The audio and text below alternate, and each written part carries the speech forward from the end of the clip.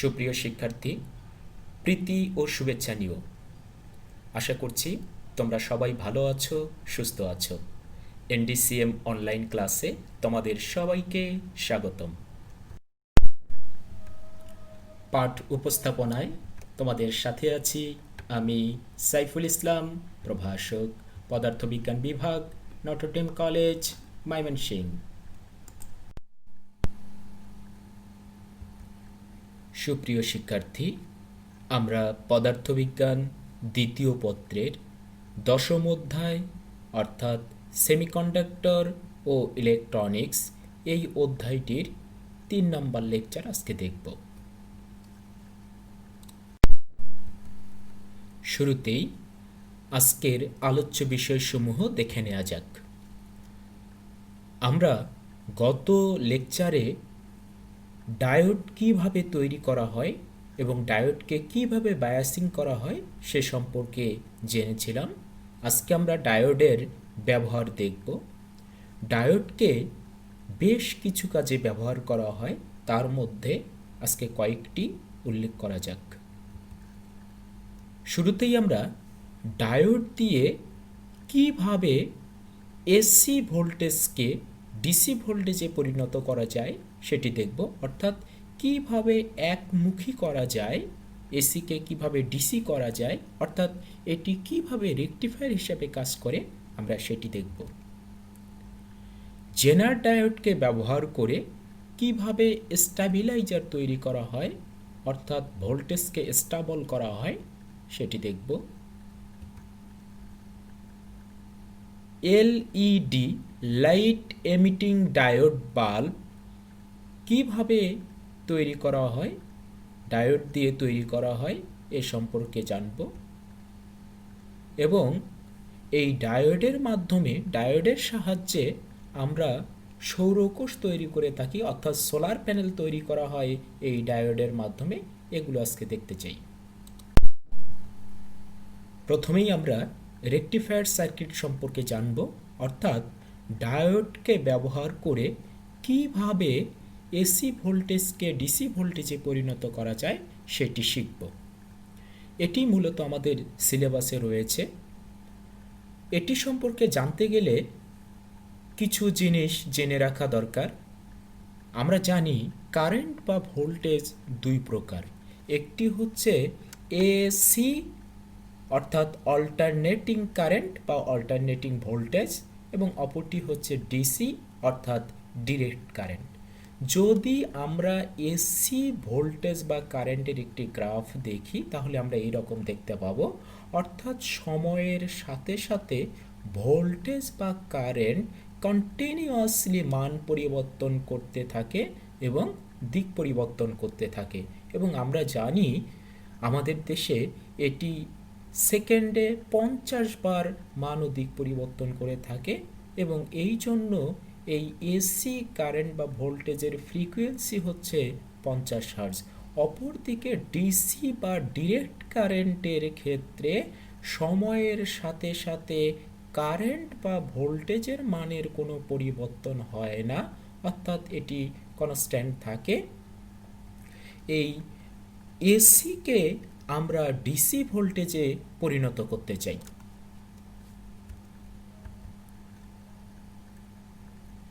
আমরা গত লেকচারে কিছু ইলেকট্রনিক্স ডিভাইস দেখেছিলাম। আমরা বলেছিলাম mobile phone, laptop, TV, sound system, এগুলো হচ্ছে ইলেকট্রনিক্স ডিভাইস। এই ইলেকট্রনিক ডিভাইসগুলোকে অ্যাক্টিভ করতে হলে, অর্থাৎ এদেরকে অন করতে হলে বা চার্জিং করতে হলে পাওয়ার সাপ্লাইয়ের প্রয়োজন হয়। এই ডিভাইসগুলোকে যদি চার্জিং করতে চাই বা অন করতে চাই তাহলে এদেরকে কখনোই এসি পাওয়ার সাপ্লাই দিয়ে অন করা যাবে না বা চার্জিং করা যাবে না। অর্থাৎ এই ইলেকট্রনিক্স ডিভাইসগুলোর মধ্যে সেমিকন্ডাক্টর রয়েছে, এরা কখনোই এসি ভোল্টেজ দিয়ে চলবে না। এদেরকে যদি অন করতে হয় বা অ্যাক্টিভ করতে হয় তাহলে ডিসি পাওয়ার সাপ্লাইয়ের প্রয়োজন হবে। আমরা বাসাবাড়িতে যে সকল ডিভাইস ব্যবহার করে থাকি তার ম্যাক্সিমামগুলোই হচ্ছে ইলেকট্রনিক্স ডিভাইস। এই ডিভাইসগুলোকে অন করতে হলে বা চার্জিং করতে হলে ডিসি পাওয়ার সাপ্লাইয়ের প্রয়োজন, কিন্তু আমরা বাসা বাড়িতে যে সকল ভোল্টেজ বা কারেন্ট ব্যবহার করে থাকি সেগুলো হচ্ছে এসি, অর্থাৎ অল্টারনেটিং কারেন্ট। এগুলো কেন? এই যে সোর্সগুলো রয়েছে, অর্থাৎ আমরা বাসা বাড়িতে যে সকল কারেন্ট বা ভোল্টেজ ব্যবহার করি তার সোর্স হচ্ছে হয় নিউক্লিয়ার পাওয়ার স্টেশন, নতুবা তাপবিদ্যুৎ কেন্দ্র, নতুবা পানির বিভব শক্তিকে কাজে লাগিয়ে যে জলবিদ্যুৎ কেন্দ্র রয়েছে সেটি, নতুবা বায়ুবিদ্যুৎ কেন্দ্র। সো এই উৎসগুলো থেকে যে ভোল্টেজ বা কারেন্ট আমরা পাই এগুলো হচ্ছে এসি। এগুলো দিয়ে আমাদের বাসা বাড়িতে যে ইলেকট্রনিক্স ডিভাইসগুলো রয়েছে তাদেরকে অ্যাক্টিভ করা যাবে না। সো এই এসি ভোল্টেজকে অবশ্যই ডিসি ভোল্টেজে পরিণত করে নিয়ে তারপর আমাদেরকে এই ইলেকট্রনিক্স ডিভাইসগুলোকে অ্যাক্টিভ করতে হবে। সো আমাদের উদ্দেশ্য কি? আমাদের উদ্দেশ্য হচ্ছে আমাদের বাসা বাড়িতে ইলেকট্রনিক্স ডিভাইসগুলোকে সচল রাখার জন্য আমাদের এসি ভোল্টেজকে অবশ্যই ডিসি ভোল্টেজে পরিণত করতে হবে। আমাদের উদ্দেশ্য এসিকে আমরা কিভাবে ডিসিতে পরিণত করব, করে আমরা ইলেকট্রনিক্স ডিভাইসগুলোকে অ্যাক্টিভ করব। ডায়োড ব্যবহার করে এই কাজটি খুব সহজেই করা যায়। অর্থাৎ আমরা রেকটিফায়ার সার্কিট সম্পর্কে এখন জানার চেষ্টা করব। শুরুতেই হাফ ওয়েভ রেকটিফায়ার এই সার্কিট সম্পর্কে আমরা জেনে নেব। এখানে একটি ডায়োড ব্যবহার করা হয় এবং ইনপুট সিগন্যাল দেখানো হয়েছে। এই ডায়োড, একটি ডায়োডের মধ্য দিয়ে যখন তড়িৎ প্রবাহিত হবে তখন আউটপুট সিগন্যালটা কেমন হবে আমরা সেটি দেখার চেষ্টা করব। এটি হচ্ছে ইনপুট সিগন্যাল। এটি হচ্ছে একটি মাত্র ডায়োড বর্তনীতে। বহিবর্তনীতে একটি বড় মানের রোধ লাগানো হয়েছে, আর এল, লোড রেজিস্ট্যান্স, খুব বড় মানের একটি রোধ। এই রোধের দুই প্রান্তে আমরা আউটপুট ভোল্টেজ পরিমাপ করব। তাহলে ইনপুটে পজিটিভ হাফ সাইকেল এবং নেগেটিভ হাফ সাইকেল রয়েছে। এটি ইনপুটে দেয়া হলে আউটপুটে আমরা কেমন ভোল্টেজ পাবো সেটি দেখার চেষ্টা করি। শুরুতেই যখন ইনপুট ভোল্টেজের পজিটিভ হাফ সাইকেল আসবে তখন কি হবে, অর্থাৎ ইনপুটে পজিটিভ ভোল্টেজ রয়েছে। তোমরা যে ডায়োডটি দেখতে পাচ্ছ তার এই প্রান্তটি হচ্ছে পি টাইপ এবং এই প্রান্তটি হচ্ছে এন টাইপ, অর্থাৎ এটি ধনাত্মক প্রান্ত, এটি হচ্ছে ঋণাত্মক প্রান্ত।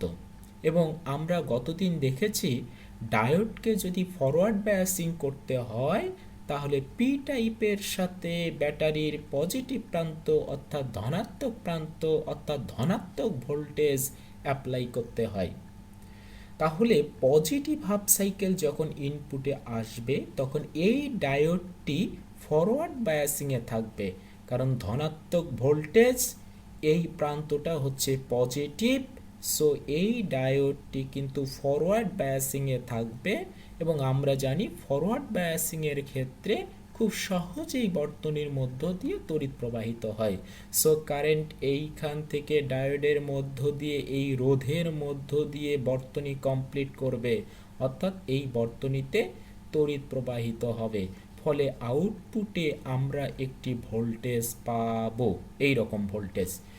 যদি নেগেটিভ হাফ সাইকেল আসে ইনপুটে তখন এই প্রান্ত পি টাইপ সে পেয়েছে নেগেটিভ ভোল্টেজ, সো এটি রিভার্স বায়াসিংয়ে চলে যাবে, অর্থাৎ এটি আর ফরওয়ার্ড বায়াসিংয়ে থাকবে না। এই ডায়োডটি কোনো ধরনের তড়িৎ পরিবহন করবে না, এর মধ্য দিয়ে কোনো তড়িৎ প্রবাহিত হবে না, অর্থাৎ এই রোধের মধ্য দিয়ে কোনো কারেন্ট যাবে না। ফলে আমরা বহিবর্তনীতে কোনো ধরনের ভোল্টেজ পাবো না। সো আমরা একটি গ্যাপ দেখতে পাচ্ছি। এইভাবে পজিটিভ হাফ সাইকেলগুলোর জন্য আমরা আউটপুট ভোল্টেজ পেয়ে থাকি।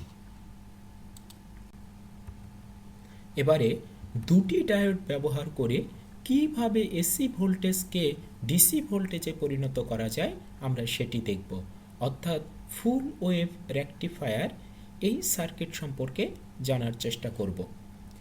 এখানে একটি স্টেপ ডাউন ট্রান্সফরমার ব্যবহার করা হয়েছে। এই স্টেপ ডাউন ট্রান্সফরমার অর্থাৎ নিম্নধাপী ট্রান্সফরমার দিয়ে শুরুতেই এই ইনপুটের উচ্চ ভোল্টেজকে নিম্ন ভোল্টেজে পরিণত করা হয়, কারণ উচ্চ মানের ভোল্টেজ ডায়োডের জন্য ক্ষতিকর, অর্থাৎ ডায়োডের মধ্য দিয়ে বেশি পরিমাণ কারেন্ট গেলে ডায়োড পুড়ে যেতে পারে। যদি ইনপুট হাফ সাইকেল শুরুতেই ইনপুটে দেয়া হয়, অর্থাৎ পজিটিভ হাফ সাইকেল যদি ইনপুটে আসে, তখন এই এ প্রান্ত হয়ে যাবে পজিটিভ প্রান্ত এবং বি প্রান্ত হয়ে যাবে নেগেটিভ প্রান্ত। D1 ডায়োড এবং D2 ডায়োড এখানে লাগানো হয়েছে এবং বহির্বর্তনীতে একটি বড় মানের রোধ লাগানো হয়েছে। এ প্রান্ত যদি পজিটিভ প্রান্ত হয় পজিটিভ হাফ সাইকেলের জন্য, তাহলে D1 ডায়োডের এই যে পজিটিভ প্রান্ত রয়েছে এটি পজিটিভ ভোল্টেজ পাবে, বিধায় এই D1 ডায়োডটি কিন্তু ফরওয়ার্ড বায়াসে থাকবে। আর D1 ডায়োড যদি ফরওয়ার্ড বায়াসিংয়ে থাকে তাহলে এটা তড়িৎ পরিবহন করবে, অর্থাৎ এটি কন্ডাকশনে যাবে। অপরদিকে বি প্রান্ত নেগেটিভ প্রান্ত হয়ে গেছে, অর্থাৎ D2 ডায়োডের এই পি টাইপ অংশ পি প্রান্ত এটি নেগেটিভ ভোল্টেজ পেয়েছে, সো এটা কিন্তু রিভার্স বায়াসিংয়ে চলে গেছে D2 ডায়োডটি, ফলে এটি কোনো তড়িৎ পরিবহন করবে না, অর্থাৎ এটি কাট অফে থাকবে, এটি বন্ধ হয়ে থাকবে। ফলে এই D1 ডায়োডের মধ্য দিয়ে তড়িৎ প্রবাহিত হয়ে এইখানে যখন আসবে তখন কারেন্ট এই দিকে যাবে না, কারণ এই D2 ডায়োডটি কোনো তড়িৎ পরিবহন করবে না, এটি বাধা, অর্থাৎ এটি বন্ধ হয়ে আছে, সো এই দিকে কোনো কারেন্ট যাবে না। কারেন্ট এই বহির্বর্তনীর রোধের মধ্য দিয়ে এই লাইন অর্থাৎ এই সার্কিটটি সম্পন্ন করবে, এই পথে তড়িৎ প্রবাহিত হয়ে বর্তনী কমপ্লিট হবে। ফলে এই আউটপুট যে রোধটা রয়েছে, অর্থাৎ বহির্বর্তনীতে যে বড় মানের রোধটি রয়েছে এর মধ্য দিয়ে তড়িৎ প্রবাহিত হবে, ফলে আমরা আউটপুটে একটি ভোল্টেজ পাব। অপরদিকে নেগেটিভ হাফ সাইকেল যখন আসবে তখন কি হবে, নেগেটিভ হাফ সাইকেল আসলে এই এ প্রান্তটি হয়ে যাবে নেগেটিভ প্রান্ত, বি প্রান্তটি হয়ে যাবে পজিটিভ প্রান্ত, অর্থাৎ এই D1 ডায়োডের এই পি প্রান্তটি নেগেটিভ ভোল্টেজ পাবে, অর্থাৎ এবারে কিন্তু D1 ডায়োডটি রিভার্স বায়াসিংয়ে চলে যাবে, ফলে এটি কোনো তড়িৎ পরিবহন করবে না, অর্থাৎ D1 ডায়োডটি কাট অফে থাকবে এবং এই D2 ডায়োডের পি প্রান্ত অর্থাৎ এই পি অংশ যেহেতু পজিটিভ ভোল্টেজ পাবে, সো D2 ডায়োড কন্ডাকশনে থাকবে, এটি তড়িৎ পরিবহন করবে। ফলে কি হবে, কারেন্ট এই D2 ডায়োডের মধ্য দিয়ে গিয়ে এই রাস্তা দিয়ে যাবে না, কারেন্ট কি হবে এই আউটপুট রেজিস্ট্যান্সের মধ্য দিয়ে এই পথে তড়িৎ প্রবাহিত হতে থাকবে। তাও কিন্তু এই বহির্বর্তনীর অর্থাৎ এই লোড রেজিস্ট্যান্সের মধ্য দিয়ে একটি তড়িৎ প্রবাহিত হবে, অর্থাৎ আউটপুটে আমরা আবার একটি ভোল্টেজ পাবো, সেটি এই রকম পজিটিভ ভোল্টেজ পাবো। সো আমরা কিন্তু নেগেটিভ যে ভোল্টেজগুলো সেগুলো পাবো না, সো এই এসিটা ডিসিতে পরিণত হবে। এবারে আমরা ফুল ওয়েভ ব্রিজ রেকটিফায়ার সম্পর্কে জানব, অর্থাৎ চারটি ডায়োড ব্যবহার করে ব্রিজের মতো সিস্টেম করে ব্রিজ তৈরি করে আমরা কিভাবে এসি ভোল্টেজকে ডিসি ভোল্টেজে পরিণত করতে পারি আমরা সেটি দেখব। এখানেও ইনপুট ভোল্টেজকে শুরুতেই একটি স্টেপ ডাউন ট্রান্সফরমার দিয়ে ভোল্টেজটাকে কমিয়ে ফেলা হয় এবং এই বর্তনীতে 4টি ডায়োডকে D1, D2, D3, D4 এই 4টি ডায়োডকে একই দিকে এই রকম কম্বিনেশনে সংযোগ দেওয়া হয় এবং বহির্বর্তনীতে একটি বড় মানের রোধ লাগানো থাকে, একটি লোড রেজিস্ট্যান্স লাগানো থাকে, যার দুই প্রান্তে আমরা আউটপুট ভোল্টেজ পরিমাপ করে থাকি।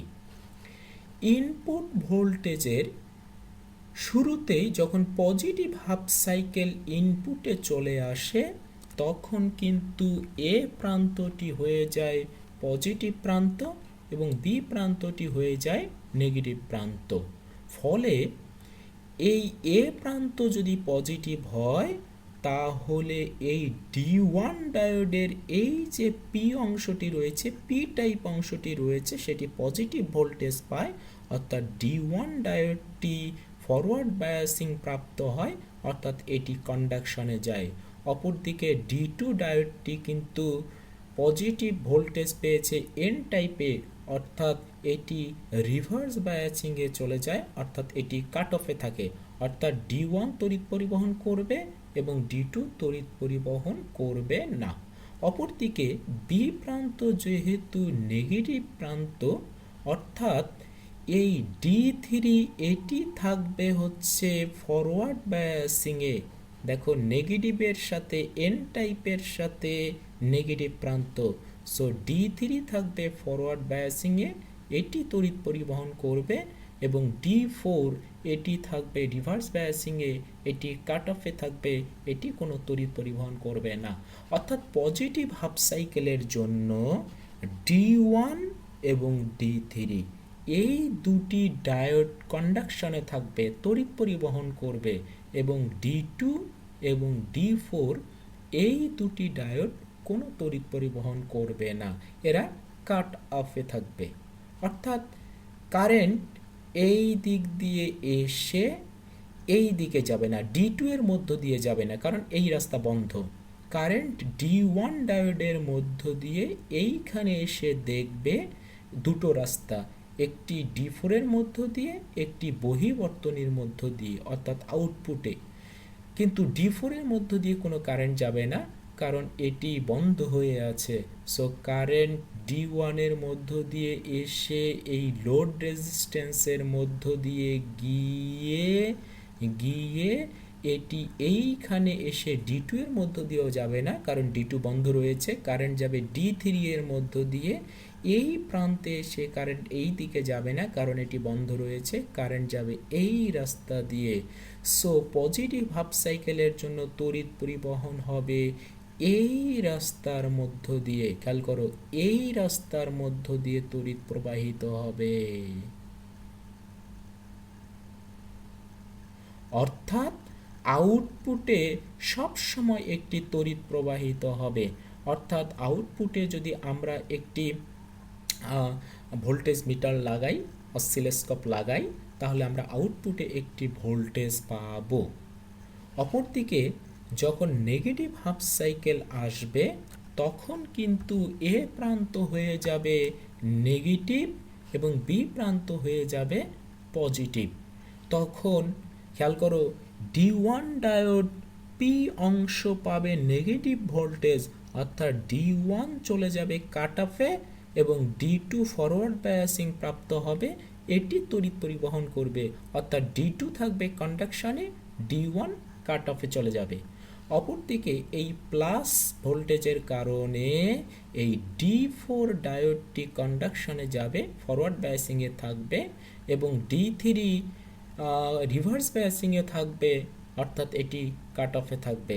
অর্থাৎ নেগেটিভ হাফ সাইকেলের জন্য এই D1 এবং D3 এই দুটি ডায়োড কাট অফে থাকবে, এবং D2 এবং D4 পজিটিভ হাফ সাইকেলের ক্ষেত্রে যে দুটি ডায়োড বন্ধ ছিল, কাট অফে ছিল, এবার নেগেটিভ হাফ সাইকেলের জন্য সেই দুটি ডায়োডেই কিন্তু কন্ডাকশনে যাবে, বাকি দুটো অফ হয়ে যাবে। ফলে কিভাবে তড়িৎ প্রবাহিত হবে? কারেন্ট এসে এই জায়গায় এসে দেখবে এই রাস্তা বন্ধ, সো কারেন্ট কোন দিকে যাবে? এই রাস্তা বন্ধ, কারেন্ট এই দিকে এসে এই দিকে যাবে, গিয়ে দেখবে এই রাস্তা বন্ধ, D1 এবং D3 বন্ধ, D2 এবং D4 খোলা। সো কারেন্ট এই দিক থেকে এসে এই দিকে যাবে বহিবর্তনীর মধ্য দিয়ে, এসে এইখানে এসে দেখবে D3 বন্ধ, D2 খোলা। তখন এইভাবে এর মধ্য দিয়ে তড়িৎ প্রবাহিত হবে। তাহলে কারেন্ট কিভাবে প্রবাহিত হবে খেয়াল করো, এই দিক থেকে এসে এই দিকে যাবে, D1 এর মধ্য দিয়ে যাবে না, বহিবর্তনীর অর্থাৎ লোড রেজিস্ট্যান্সের মধ্য দিয়ে যাবে, গিয়ে এই D3 এর মধ্য দিয়ে যাবে না, D2 এর মধ্য দিয়ে যাবে, অর্থাৎ বর্তনী কমপ্লিট হবে। তাহলে তড়িৎ প্রবাহিত হবে এই রাস্তা দিয়ে। অর্থাৎ এই নেগেটিভ হাফ সাইকেলের জন্যও বহিবর্তনীতে অর্থাৎ লোড রেজিস্ট্যান্সের মধ্য দিয়ে আমরা কন্টিনিউয়াসলি একটি কারেন্ট পাবো, ফলে বহিবর্তনীতে আবার আমরা একটি ভোল্টেজ পাবো। সো আউটপুট শেপ যদি আমরা দেখার চেষ্টা করি, তাহলে দেখো নেগেটিভ হাফ সাইকেলগুলো আমরা পাইনি, শুধু পজিটিভ হাফ সাইকেল পেয়েছি। এবার এটি ছিল এসি, এটি হয়ে গেছে ডিসি। এই ডিসিটাকে আমরা আরও বেশি যদি শার্প করতে চাই, অর্থাৎ পারফেক্ট ডিসি পেতে চাই, তাহলে আমরা যে কাজটি করে থাকি সেটি হচ্ছে এই লোড রেজিস্ট্যান্সের মধ্য দিয়ে এই লোড রেজিস্ট্যান্সের সাথে সমান্তরালে আমরা একটি ক্যাপাসিটর যুক্ত করব। কারণ তোমরা জানো ক্যাপাসিটরকে বলা হয় ডিসি ব্লকিং সার্কিট, অর্থাৎ ক্যাপাসিটরের মধ্য দিয়ে ডিসি কারেন্ট যেতে পারে না, ক্যাপাসিটরের মধ্য দিয়ে শুধু এসি যেতে পারে। সো খেয়াল করো, এই দিক থেকে যখন কারেন্ট আসবে, এই জায়গাতে এসে যে ডিসি কারেন্টগুলো রয়েছে তারা এই দিকে যেতে পারবে না, বাধা দেবে, ক্যাপাসিটর তাদেরকে বাধা দেবে। কারণ ডিসি ভোল্টেজ বা কারেন্টের জন্য ক্যাপাসিটরের যে বাধা রয়েছে, তড়িৎ ধারকের যে বাধা রয়েছে, যে রিঅ্যাকট্যান্স রয়েছে, তার মান ইনফিনিটি। সো এই দিকে ডিসি কারেন্ট যাবে না, ডিসি কারেন্ট বাধ্য হয়ে আউটপুট দিয়ে যাবে, অর্থাৎ বিকল্প রাস্তাটি দিয়ে যাবে, আর এই ক্যাপাসিটরের মধ্য দিয়ে এসি অনায়াসেই প্রবেশ করবে। সো আউটপুটে শুধু আমরা ডিসি ভোল্টেজগুলো পাবো। অর্থাৎ ক্যাপাসিটর লাগানোর পরে আমরা যদি আউটপুটটা দেখি, তাহলে আমরা এই রকম শুধু ডিসি ভোল্টেজ দেখতে পাবো। সো আমাদের উদ্দেশ্য ছিল এসি থেকে কিভাবে আমরা ডিসি পেতে পারি, এই ডিসি ভোল্টেজগুলো দিয়ে আমাদেরকে যে ইলেকট্রনিক্স ডিভাইসগুলো আছে তাদেরকে চালাতে হবে। সো আমরা এই ফুল ওয়েভ ব্রিজ রেকটিফায়ার ব্যবহার করে এসিকে ডিসিতে পরিণত করতে পারি, অর্থাৎ ডায়োডকে ব্যবহার করে আমরা এই ব্রিজ সার্কিট তৈরি করে এসিকে ডিসিতে পরিণত করে থাকি, এবং এই ডিসি দিয়ে আমরা ইলেকট্রনিক্স ডিভাইসগুলোকে সচল রাখি। আমরা বাসাবাড়িতে যে অ্যাডাপ্টার বা চার্জারগুলো ব্যবহার করে থাকি, এই অ্যাডাপ্টার বা চার্জারগুলোর ভিতরে কিন্তু এই ফুল ওয়েভ ব্রিজ রেকটিফায়ার যে সার্কিটটি রয়েছে সেটি থাকে, এবং সেটি এসিকে ডিসিতে পরিণত করে। তারপরে আমরা সেই কারেন্ট বা ভোল্টেজকে যে আমাদের ইলেকট্রনিক্স ডিভাইসগুলো রয়েছে সেগুলোর মধ্যে ইনপুট আকারে দিয়ে থাকি। এরপরে ডায়োডের আরও ব্যবহার রয়েছে স্টাবিলাইজার, অর্থাৎ ভোল্টেজকে স্টেবল করে। আমরা জানি ইলেকট্রনিক্স ডিভাইসগুলো অনেক ক্ষেত্রেই ইনপুটে ভোল্টেজ আপ ডাউন করে। যদি এই ভোল্টেজ আপ ডাউন করে, সেটি যদি আমি কোনো ডিভাইসের মধ্যে দেই, ডিভাইসটি নষ্ট হয়ে যাওয়ার বা পুড়ে যাওয়ার সম্ভাবনা থাকে। এই জন্য ইনপুটে যে ভোল্টেজে আসুক না কেন, সেটিকে স্টেবল করার জন্য, একটি নির্দিষ্ট ভোল্টেজে রাখার জন্য আমরা এই সার্কিট বা এই ডায়োডের মাধ্যমে এই কাজটি করে থাকি, এবং এটি জেনার ডায়োডের মাধ্যমে করা হয়। এবং এই সার্কিট দিয়ে আমরা স্টেবল সার্কিট বা স্টেবিলাইজার সার্কিট তৈরি করে থাকি। আমাদের সিলেবাসে নাই, সো খুব বেশি একটা জানারও প্রয়োজন হবে না। অপরদিকে এলইডি লাইট এমিটিং ডায়োড, এটিও একটি ডায়োডের ব্যবহার, অর্থাৎ এই ডায়োডকে ব্যবহার করে আমরা এলইডি যে বাল্বগুলো রয়েছে সেই বাল্বগুলো তৈরি করে থাকি। এবং তোমরা বাল্ব দেখতে পাচ্ছ, LED bulb, light emitting diode bulb, এবং বিভিন্ন কালারের পানি আমরা ঝর্ণাতে যে দেখতে পাই, এটি এলইডি লাইট এমিটিং ডায়োড। এই ডায়োডের মাধ্যমে এই কাজগুলো করা হয়ে থাকে। আমরা খেলায় মাঠে খেলা দেখার সময় যে এলইডি মনিটর দেখি, সেখানেও কিন্তু এই ডায়োডের ব্যবহার রয়েছে। আমরা সৌরকোষ বা